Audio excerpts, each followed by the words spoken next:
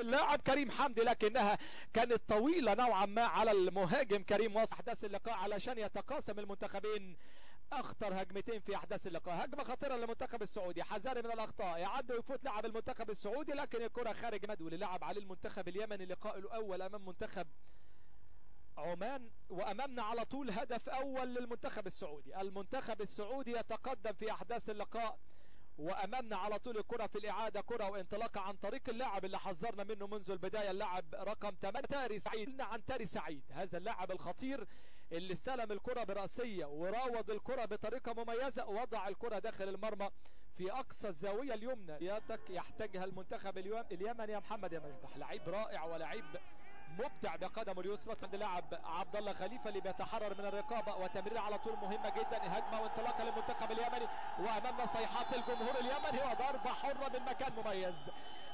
تاري سعيد امامنا على طول، صبري دحال صاحب الرقم 13، وضربه حره للمنتخب السعودي من احد الاماكن الخطيره. تنفذ الكره لكنها تصطدم في حائط الصد. اسمع، تجد هذا الجمهور يزأر كالاسود. انطلاقه على طول المنتخب اليمني، السرعات تفرق كتير، لكن على طول ابعاد للمنتخب السعودي. على الفرص مريد نجم المنتخب اليمني، والذي كان يعد مثالا للعب النظيف، وللعب للمنتخب اليمني 70 لقاء دولي. كريم حمدي مرة الكرة جميلة على مشارف منطقة الجزاء لأحمد طلال. يا سلام على التمريرة كريم حمدي، يا سلام لو عدت الكرة.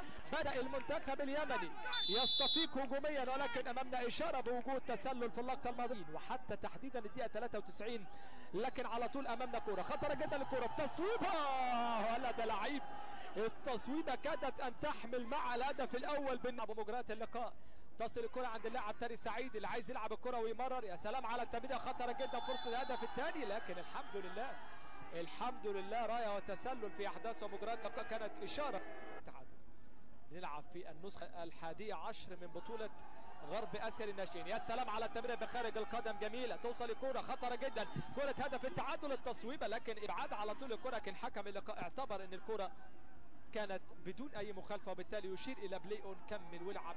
وامامنا على طول فرصه للمنتخب السعودي. الهجمات المرتده خطيره، يا ولد لعيب عدى وفات، حذاري من الاخطاء. كره الهدف الثاني، لكن الحمد لله تمر بسلام. قد تكون موجوده معاها اجمل واحلى راسيه تعلن سعاده كبيره غامرة داخل أراضي اليمن بغض النظر عن الأماكن، لكن الجمهور أكيد ينتظر الفرحة. أمامنا تاني حارس المرمى الأكلوبي يتألق في اللقطة الماضية، لكن كان معاه تميز هجومي رائع. تمريرة خطرة جدا، انفراد حارس المرمى يطلع، والهدف الثاني على عكس يسجله اللاعب عبد الهادي متاري. 2 السعودية ولا شيء المنتخب اليمني. شفنا الكرة على طول بتمريرة من اللاعب الرائع عبد الرحمن سفياني، هو عبد الرحمن سفياني وتاري سعيد واللاعب صبري دحال، الثلاثه هم مفتاح اللعب بالنسبه للمنتخب السعودي. بيلعبوا بنفس القدم وهي القدم اليسرى. شوف التمريره والكي باس، اسيست رائع من اللاعب عبد الرحمن سفياني في اتجاه اللاعب والمهاجم عبد الهادي متاري اللي وضع الكره لا يسأل عنها تماما. حارس المجد مساعدا للمدير الفني المدرب سامر فضل. امنا تاني كوره ومحاوله للمنتخب اليمني، تنفس الكوره، ولا ده لعيب. يا سلام على الكوره.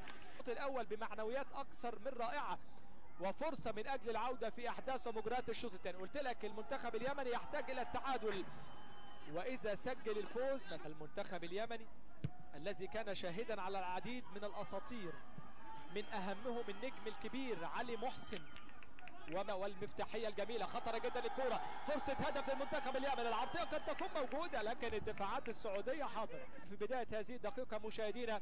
وامامنا ضربه ركنيه لصالح اليمن، تتلعب العرضيه لكن يبعدها على طول حارس المرمى عند لاعب المنتخب اليمني، وعند اللاعب احمد الحمدي اللي بمرر كورته عند محمد مشبح. يغيب محمد مشبح ويغيب تمريراته. انطلقه ثاني توصل دقيقة الآن 58 من عمر اللقاء. أمامنا تاني كرة، لكن يخرجها على طول الدفاع اليمني من على الكرة ومن على القائم القريب. يبعد الكرة في اللقطة الماضية أحمد ناصر، تتلعب الكرة برأسية، لكن إشارة من حكم اللقاء بوجود ضربة مرمى أمامنا تاني كرة على طول في إعادة للكرة الماضية، وإشارة من حكم اللقاء أن الكرة عبرت شاشات أو من خلال وجوده داخل جنبات ملعب البولو هنا في العاصمة عمان. انطلاق على طول وضربة حرة لصالح اللاعب عبد الرحمن سليمان، يلعب الكرة لكنها خارج الملعب تماما، عايز يلعبها. الكرة عند المنتخب اليمني. المنتخب اليمني بالألوان البيضاء يريد أن يرفرف داخل ملعب اللقاء بألوانه وبلونه الأبيض الزاهي.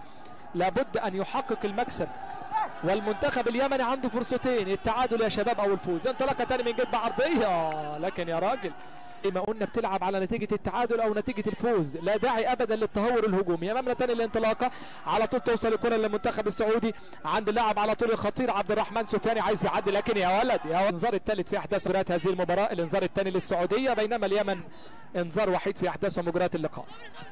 انطلاقه على طول، خطر الكوره، ملعوبه العرضيه، المتابعه لكن يا ولد يا هذه البطوله 11 مره امامنا انطلاقه يا ولد، لعيب فرصه الهدف، عدى وفات كره الهدف، هدف على طول تاني موجود يا راجل. استنيت كتير يا مدين، استنيت كتير يا مدين، ضاعت الفرصه. كره الهدف الاول ربما تكون حاضره تتلعب الكوره، مش ممكن على الفرصه، ابعاد واي ابعاد، انقاذ واي انقاذ جدا للمنتخب. لما نشوف الكره في اللقطه الماضيه بتمريره عن اللاعب رقم 7 الخطير عصام الثقافي، اللي عمل تسديده كانت جميله والله من عصام الثقافي في احداث ومجريات اللقاء. انطلاقه على طول تاني تتلعب الكوره، هلا ده عصام الجميله اللي كنا والله هنسقف له لو سجل الهدف في اللقطه الماضيه.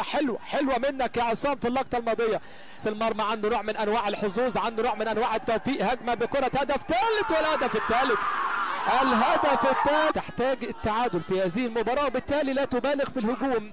اللاعب رقم 7 اللي بيستحق بكل امانه تسجيل هدف، لانه صنع الهدف، سجل هدف ويصنع هدف ويتوج نفسه حتى الان مان اوف ذا ماتش في هذه المباراه بتسجيله هدف بقدم اليسرى وبصناعه هدف ايضا بنفس القدر. اي ابعاد واي انقاذ واي استبسال سعودي في احداث اللقاء. العرضيه لوحده تماما، كره الهدف هي جول، هلا جول، تعود في المباراه بنتيجه 3-1، تقلص الفارق الى هدفين بعد الماضيه في 4 دقائق. انهار المنتخب السعودي من اللاعب رقم 11 في اللقطه الماضيه اللي عمل العرضيه.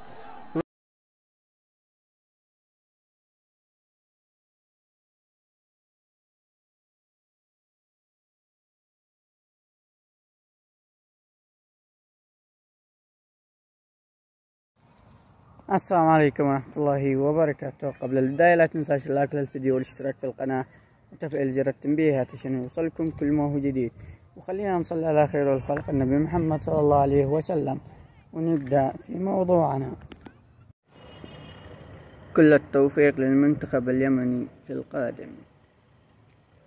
الدقيقة 13 هدفت السعودية الهدف الأول، وفي الدقيقة 37 هدفت السعودية الهدف الثاني، وفي الدقيقة 73 هدفت الهدف الثالث، والمنتخب اليمني في الدقيقة 83 هدف الهدف الأول. نتمنى كل التوفيق للمنتخب اليمني في القادم. وبالنهاية لا تنسى اللايك للفيديو والاشتراك في القناة وتفعيل زر التنبيهات عشان يوصلكم كل ما هو جديد، وشكرا.